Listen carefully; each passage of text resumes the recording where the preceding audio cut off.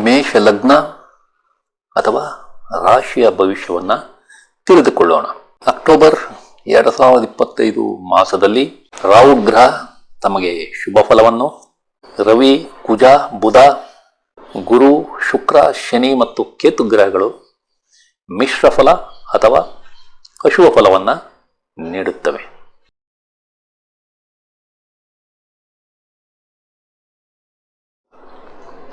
ಆತ್ಮೀಯರೇ, ತಮಗೆಲ್ಲ astro secret by Shiva ಚಾನಲ್ಗೆ ಆತ್ಮೀಯ ಸ್ವಾಗತ.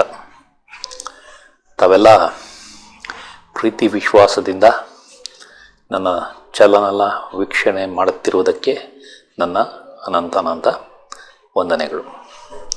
ನಾನು ಬಹಳಷ್ಟು ವರ್ಷಗಳಿಂದ ಜ್ಯೋತಿಷ್ಯದಲ್ಲಿ ಕಲಿತ ಹಲವಾರು ವಿಷಯಗಳನ್ನು ತಮ್ಮ ಮುಂದೆ ಈ ಚಾನಲ್ ಮುಖಾಂತರ ತರುತ್ತಿದ್ದೇನೆ. ತಾವುಗಳು ಈ ಚಾನಲನ್ನು ವೀಕ್ಷಣೆ ಮಾಡಿ ಅದರಲ್ಲಿರುವ ವಿಷಯಗಳನ್ನು ಅರ್ಥ ಮಾಡಿಕೊಂಡು ತಮಗೆ ಇಷ್ಟವಾದರೆ ತಮ್ಮ ಬಂಧು ಮಿತ್ರರಿಗೆಲ್ಲ ಶೇರ್ ಮಾಡಿ ಅವರೂ ಸಹ ಈ ಚಾನಲನ್ನು ವೀಕ್ಷಿಸಿ ಈ ಚಾನಲ್ಗೆ ಚಂದಾದಾರರಾಗಲು ಪ್ರೋತ್ಸಾಹ ನೀಡಬೇಕೆಂದು ತಮ್ಮಲ್ಲಿ ಕಳಕಳಿಯಿಂದ ಕೋರುತ್ತಿದ್ದೇನೆ.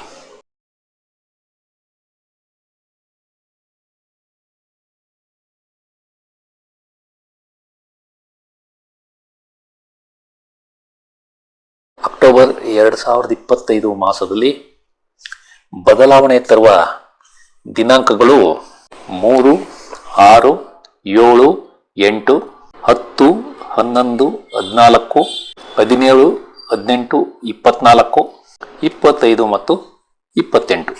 ಈ ದಿನಾಂಕಗಳಲ್ಲಿ ಬಹಳ ಮುಖ್ಯವಾದವು 3, 6, 10, 18, 25 ಮತ್ತು 28. ಈ ದಿನಾಂಕಗಳನ್ನು ತಾವು ಒಂದೆಡೆ ಬರೆದಿಟ್ಟುಕೊಳ್ಳಿ. ಈ ದಿನಾಂಕಗಳಂದು ಅಥವಾ ಆ ದಿನಾಂಕಗಳ ನಂತರ ಆದ ಬದಲಾವಣೆಗಳನ್ನು ತಾವು ಪರಿಶೀಲಿಸಿ. ಈಗ ಕಳೆದ ಮಾಸಗಳಲ್ಲಿ ನಾನು ತಮಗೆ ತಿಳಿಸಿದ ದಿನಾಂಕಗಳಂದು ಆದ ಬದಲಾವಣೆಗಳ ಬಗ್ಗೆ ಸಂಕ್ಷಿಪ್ತವಾಗಿ ತಿಳಿದುಕೊಳ್ಳೋಣ. ಮೊದಲನೆಯದಾಗಿ ನಾನು ಕಳೆದ ಮಾಸಗಳಲ್ಲಿ ತಿಳಿಸಿದ ದಿನಾಂಕ ಆಗಸ್ಟ್ 22, 2025 ಮತ್ತು ಸೆಪ್ಟೆಂಬರ್ 4, 2025. ಈ ಎರಡು ದಿನಾಂಕಗಳು 15 ದಿನಗಳ ಅಂತರದಲ್ಲಿ ಬರುತ್ತವೆ. ಈ 15 ದಿನಗಳಲ್ಲಿ ಉತ್ತರ ಭಾರತದಲ್ಲಿ 3ರಷ್ಟು ಹೆಚ್ಚು ಮಳೆ ಬಂದಿದೆ. ಇದನ್ನು ತಾವು ಅರ್ಥ ಮಾಡಿಕೊಳ್ಳಬಹುದು. ಉತ್ತರಾಖಂಡ್ನಲ್ಲಿ ಮೇಘಸ್ಫೋಟ, ಪಂಜಾಬ್ನಲ್ಲಿ ಹಲವಾರು ಕಡೆ ಭೀಕರ ಪ್ರವಾಹ, ಉತ್ತರಾಖಂಡ್ ಮತ್ತು ಹಿಮಾಚಲ ಪ್ರದೇಶದಲ್ಲಿ ಹಲವಾರು ಕಡೆ ಗುಡ್ಡಗಳು ಉರುಳಿರುವುದು, ನವದೆಹಲಿಯಲ್ಲಿ ಯಮುನಾ ನದಿ ಅತ್ಯಧಿಕ ಮಟ್ಟಕ್ಕೆ ಹರಿಯುತ್ತಿರುವುದು ನಾನು ತಿಳಿಸಿರುವ ಆಗಸ್ಟ್ 22 ಮತ್ತು ಸೆಪ್ಟೆಂಬರ್ 4 ಈ ದಿನಾಂಕಗಳ ಮಧ್ಯೆ ನಡೆದಿದೆ.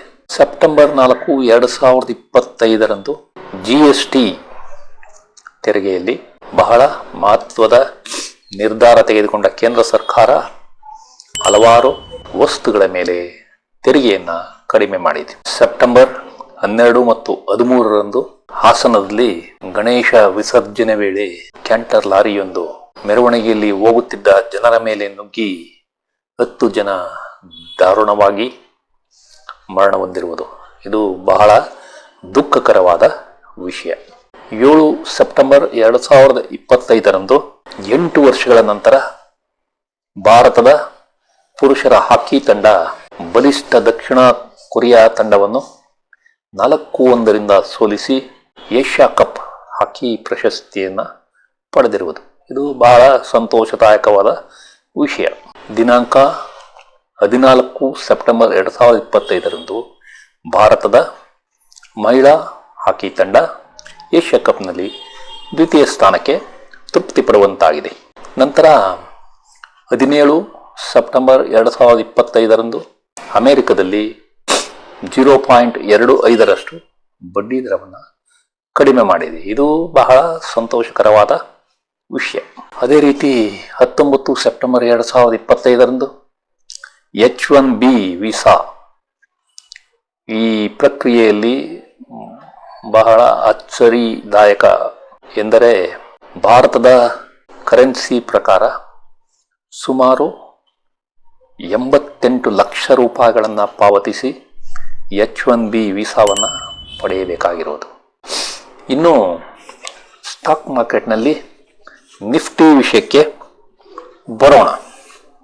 ನಾನು ಕಳೆದ ಮಾಸಗಳಲ್ಲಿ ತಿಳಿಸಿದ 2 ದಿನಾಂಕಗಳು, 1-4 ಸೆಪ್ಟೆಂಬರ್ 2025, ಆ ದಿನ 24,980 ಹೈ ಟಚ್ ಆಗಿ 24,708 ಅಂಕಗಳ ಲೋ ಟಚ್ ಆಗಿದೆ. ಅಂದರೆ 272 ಅಂಕಗಳ ಏರಿಳಿತ ಕಂಡು ಕೊನೆಗೆ ಲೋ ಹತ್ತಿರ ಕ್ಲೋಸ್ ಆಗಿದೆ.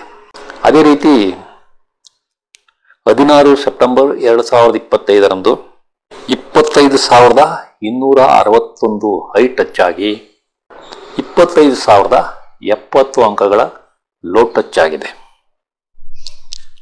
ಇವುಗಳ ಅಂತರ 191 ಅಂಕಗಳು. ಇಲ್ಲಿ ನಿಫ್ಟಿ ಹೈ ಸಮೀಪವೇ ಕ್ಲೋಸ್ ಆಗಿದೆ. ಇದು 17ರಂದು ಅಮೆರಿಕದಲ್ಲಿ 0.25% ಬಡ್ಡಿ ದರವನ್ನು ಕಡಿಮೆ ಮಾಡುವ ಇಂದಿನ ದಿನ. ಅಂದರೆ ಮಾರ್ಕೆಟ್ಗೆ ಮೊದಲೇ ಇದರ ಬಗ್ಗೆ ಅರ್ಥವಾಗಿತ್ತು ಎನ್ನುವುದನ್ನು ನಾವು ಅರ್ಥ ಮಾಡಿಕೊಳ್ಳಬೇಕು.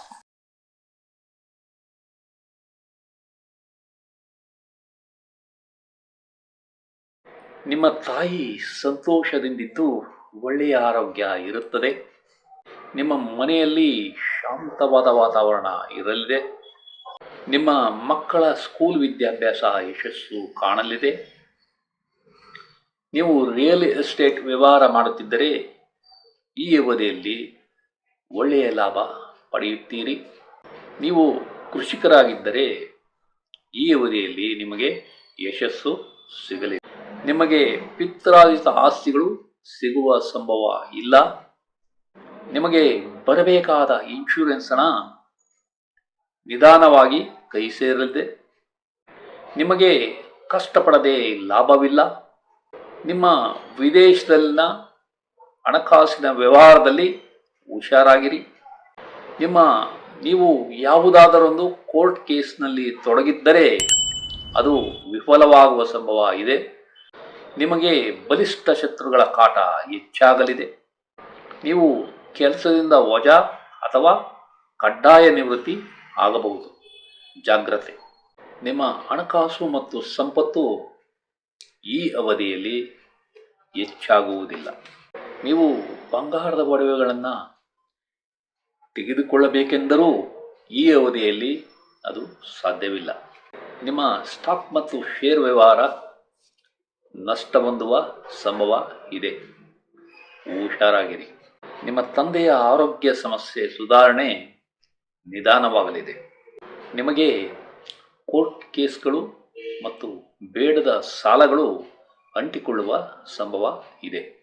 ನಿಮ್ಮ ಸಂಗಾತಿ ಅಥವಾ ಪಾಲುದಾರರಿಗೆ ಅಪಾಯವಿದೆ.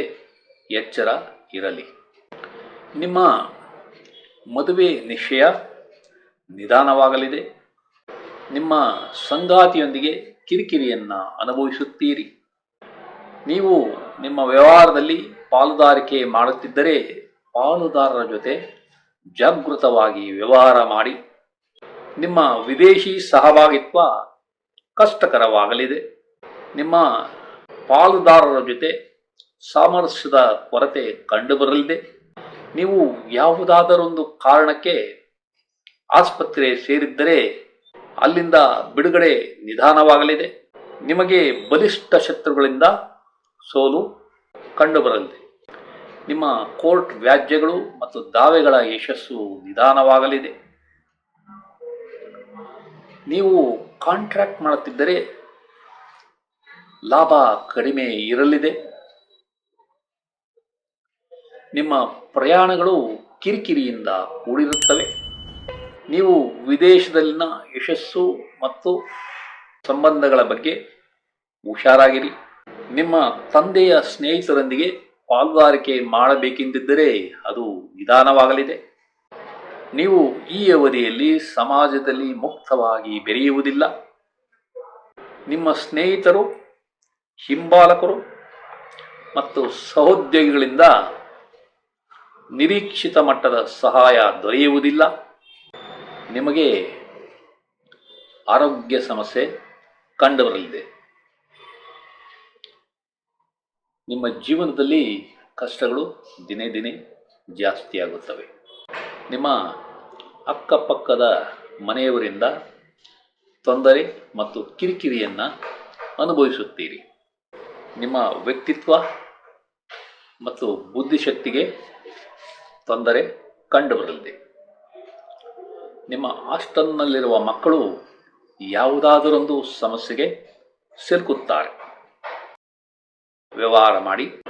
ಈ ವಿಡಿಯೋವನ್ನು ಕೊನೆಯವರೆಗೂ ನೋಡಿದ ತಮಗೆಲ್ಲ ವಂದನೆಗಳು. ಈ ವಿಡಿಯೋದಲ್ಲಿರುವ ವಿಷಯಗಳು ತಮಗೆ ಇಷ್ಟವಾದರೆ ಈ ವಿಡಿಯೋವನ್ನು ತಮ್ಮ ಬಂಧು ಮಿತ್ರರಿಗೆಲ್ಲ ಶೇರ್ ಮಾಡಿ, ಅವರೂ ಸಹ ಈ ಚಾನಲ್ಗೆ ಸಬ್ಸ್ಕ್ರೈಬ್ ಆಗುವಂತೆ ಮಾಡಿ ಎಂದು ಕೋರುತ್ತಿದ್ದೇನೆ. ವಂದನೆಗಳು.